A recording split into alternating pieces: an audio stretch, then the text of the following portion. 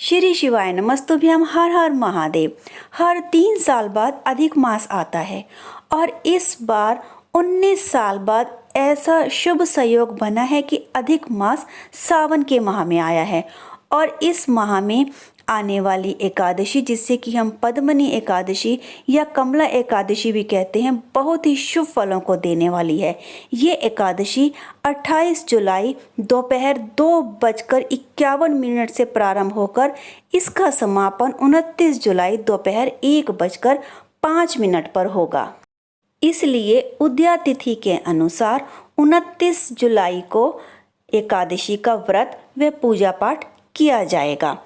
इस दिन पूरे दिन ज्येष्ठा नक्षत्र रहेगा। इस दिन ब्रह्मा नाम का नक्षत्र का शुभ योग सुबह 9:34 तक रहेगा और उसके बाद इंद्र नाम का शुभ योग दिन भर रहेगा। हमारे शास्त्रों में साल में आने वाली एकादशी 24 होती हैं। हमारे शास्त्रों में यह भी बताया गया है, यदि आप पूरे साल भर की एकादशी नहीं रख पाते तो अधिक मास में पड़ने वाली ये एकादशी का एक व्रत कर लेने से आपको पूरे साल की एकादशियों का पुण्य फल प्राप्त हो जाता है। हमारे कथा पुराणों में हर एकादशी व्रत की कथा का वर्णन है। ऐसी मान्यता है कि यदि पद्मनी एकादशी का व्रत बिना कथा श्रवण किए रखा जाए तो वह अधूरा रहता है, उसका फल आपको प्राप्त नहीं होता। ऐसी मान्यता भी है कि जिन्हें यश, मान, सम्मान, कीर्ति, प्रतिष्ठा और अपने कार्यों में सराहना चाहिए तो वे लोग अधिक मास में पड़ रहे इस एकादशी के व्रत को जरूर रखें। और जो मोक्ष की प्राप्ति चाहते हैं, सीधा विष्णु धाम जाना चाहते हैं, बैकुंठ धाम जाना चाहते हैं, उन्हें भी इस पद्मनी एकादशी का व्रत जरूर रखना चाहिए। इसके साथ ही जो लोग निसंतान हैं, जिन्हें संतान नहीं है, उन्हें इस कमला या पद्मनी एकादशी का व्रत जरूर करना चाहिए। इसके पुण्य फलों से पुत्र की प्राप्ति होती है। अब आप पद्मनी एकादशी या कमला एकादशी की कथा श्रवण करिए। कथा के अनुसार महिष्मती पुरी के राजा कृतवीर्य की 1000 रानियां थीं, लेकिन किसी को पुत्र नहीं था। राजा कृतवीर्य ने गंधमान पर्वत पर 10,000 साल तक कठोर तपस्या की, लेकिन फिर भी पुत्र की प्राप्ति नहीं हुई। तब देवी अनसुईया ने रानी पद्मनी से कहा कि वह मल मास के शुक्ल पक्ष की एकादशी को विधि पूर्वक करें। ऐसा करने से उनकी सभी मनोकामनाएं जरूर पूरी होंगी और हरि की कृपा से पुत्र की प्राप्ति होगी। इसके बाद जब मल मास के महीने में शुक्ल पक्ष की एकादशी आई तो रानी पद्मनी ने विधि पूर्वक व्रत किया। भगवान विष्णु ने उनके व्रत से प्रसन्न होकर उन्हें पुत्र प्राप्ति का आशीर्वाद दिया। रानी गर्भवती हुई और एक पुत्र को जन्म दिया। इसलिए इस व्रत को वंश वृद्धि के लिए भी रखा जाता है। इस एकादशी के व्रत में माँ लक्ष्मी के साथ साथ भगवान विष्णु की और पीपल के वृक्ष के साथ साथ माँ तुलसी के पौधे की भी पूजा की जाती है। अब इस वीडियो में मैं आपको वह उपाय बताने जा रही हूँ जिन्हें कि आप एकादशी पर कर लाभ उठा सकते हैं। ये उपाय कैसे करने हैं और किस लिए करने हैं यह भी जान लीजिए। तो आइए जानते हैं। पहला आपने क्या करना है। पहला उपाय है, आपने एकादशी के दिन सुबह घर की साफ सफाई करके मुख्य द्वार पर हल्दी मिले जल का छिड़काव करना है। छिड़काव करते समय आप ओम नमो भगवते वासुदेवाय का जाप जरूर करें। और घर में धन धान्य की प्राप्ति के लिए माता लक्ष्मी और भगवान विष्णु को केसर मिले दूध से अभिषेक करें। और तीसरा उपाय है कि आपने इस दिन पीपल की जड़ में जल जरूर चढ़ाना है। जल के लोटे में आप थोड़ा कच्चा दूध, थोड़ी सी हल्दी और एक चुटकी काले तिल ज़रूर डाल लीजिए। आपने जल चढ़ाने के बाद पीपल की परिक्रमा करनी है और वहाँ पर एक घी का दिया ज़रूर प्रज्वलित करना है। ऐसा करने से आपके जो भी अटके हुए काम हैं वे ज़रूर बनेंगे और आपको पितरों का आशीर्वाद भी ज़रूर प्राप्त होगा। चौथा उपाय है, यदि आप पर काल सर्प दोष है तो आप इस दिन खाली कुएं में थोड़ा सा कच्चा दूध डालें और उसके ऊपर से थोड़े से कच्चे चावल डाल दें। ऐसा करने से आपका काल सर्प दोष बिल्कुल समाप्त हो जाएगा।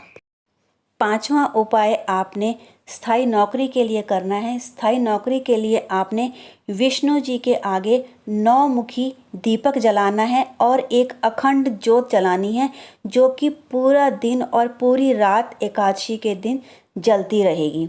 और आपने अपनी नौकरी के लिए प्रार्थना करनी है। इसके साथ साथ आपने विष्णु जी को मखाने की खीर, दूध में मखाने डालकर खीर बनानी है और उसमें थोड़े से तुलसी पत्र डाल देने हैं और विष्णु भगवान को भोग लगाना है। तुलसी पत्र आप एकादशी के दिन नहीं तोड़ेंगे, एक दिन पहले तोड़ के रख लेंगे। एकादशी के दिन ना तो तुलसी में जल चढ़ाया जाता है, ना ही तुलसी के पत्तों को तोड़ा जाता है। इसके साथ ही नौकरी पाने का एक उपाय और है। आपको स्थायी नौकरी के लिए माँ लक्ष्मी की पूजा करनी है। माता लक्ष्मी और विष्णु जी के आगे आपने 11 गोमती चक्र रखने हैं। गोमती चक्र आपको पूजा की दुकान पे मिल जाएंगे और आपने स्फटिक की माला से एक मंत्र का जाप करना है, श्री महालक्ष्मी श्री नमः। इस मंत्र का आप 108 बार जाप करेंगे। इसके साथ ही एक उपाय और है। यदि आप परीक्षा देने जा रहे हैं, इंटरव्यू देने जा रहे हैं, आपको सफलता नहीं मिल रही, तो आज के दिन यह उपाय आप ज़रूर करिए। इसके लिए आपको चाहिए सौंफ। खाने वाली सौंफ आप थोड़ी सी ले लीजिए और इस एकादशी के दिन अपने घर के मंदिर में भगवान नारायण और लक्ष्मी जी के आगे थोड़ी सी सौंफ प्लेट में रखिए और इस सौंफ का भोग माँ लक्ष्मी और भगवान विष्णु को लगाइए। इस सौंफ का संबंध 3 ग्रह से होता है, मंगल ग्रह से, बुध ग्रह से, शुक्र ग्रह से। फिर आपने इस सौंफ को थोड़ी देर बाद उठाकर रख लेना है, किसी डिब्बी में आप रख लीजिए। और फिर जब कभी आप किसी इंटरव्यू या परीक्षा के लिए जाएं तो घर से निकलने से पहले थोड़े से सौंफ के दाने अपने मुंह में रख लीजिए। फिर आप परीक्षा देने जाइए, इंटरव्यू देने जाइए, आपको सफलता अवश्य मिलेगी। यदि आप पर शनि की 7.5 या ढैया चल रही है तो थोड़ी सी सौंफ, 2 दाने 4 दाने आप सौंफ के ले लीजिए और थोड़े से काले तिल मिलाकर इन दोनों को अपने नहाने के पानी में, जिससे कि आपने स्नान करना है, उसमें डालकर नहाइए। आपको शनि ग्रह से राहत मिलेगी। इसके साथ ही आपने एक उपाय और करना है सौंफ का। थोड़ी सी सौंफ को आपने लाल कपड़े में बांधकर अपने तकिए के नीचे रख लेना है एकादशी की रात को, इसी एकादशी की रात को।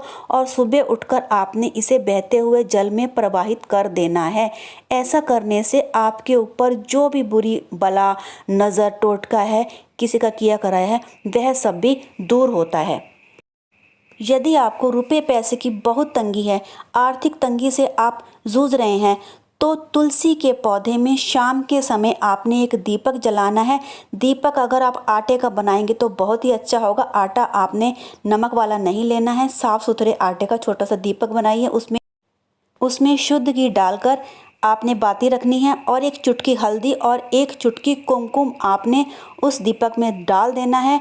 और सायंकाल के समय आपने तुलसी के पौधे में इस दीपक को जलाना है और फिर तुलसी की आपने 11 परिक्रमा करनी है, ओम नमो भगवते वासुदेवाय का जाप करते हुए। ऐसा करने से आपकी आर्थिक तंगी, रुपए पैसे की जो भी प्रॉब्लम है, वह दूर होगी। यदि आपका पैसा कहीं फंसा हुआ है, कोई आपका पैसा लौटा नहीं रहा है, तो आज के दिन भगवान विष्णु के सामने आपने एक घी का दिया जलाना है। पूर्व दिशा की ओर मुख करके आपने बैठना है और गीता के 11वें अध्याय का पाठ करना है और अपने फंसे हुए पैसे को कि वो हमें वापस मिल जाए, ऐसी प्रार्थना करनी है। आपको अद्भुत लाभ होगा। अधिक मास में पड़ रही इस पद्मिनी एकादशी को आप दान पुण्य ज़रूर करिए। ब्राह्मणों को भोजन खिलाइए, किसी गरीब व्यक्ति को दान कीजिए। अपनी समर्थ के अनुसार आप दान करिए, आपको हज़ारों गुना पुण्य फल प्राप्त होगा। मैंने इस वीडियो में आपको कुछ उपाय बताए। वीडियो अच्छी लगी हो तो कृपया वीडियो को लाइक कीजिए, चैनल को सब्सक्राइब भी कीजिए। हर हर महादेव।